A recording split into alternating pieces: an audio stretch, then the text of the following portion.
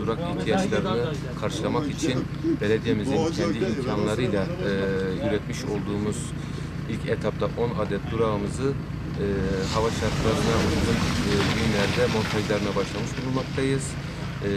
İhtiyaçlar doğrultusunda üretimlerine şu an devam ettiğimiz diğer duraklarımızı da sezon sonuna kadar yetiştirip ihtiyaç olan mahallelerde yerlerine montajlarını yapacağız. Duraklarımız kış şartlarından dolayı zarar görmüştü. İhtiyaç dolayısıyla daha da fazlalaştı. Zarar gören duraklarının onarımlarının yanı sıra ilaveten yeni duraklarımızı yapıp yerlerine montajına başlamışız.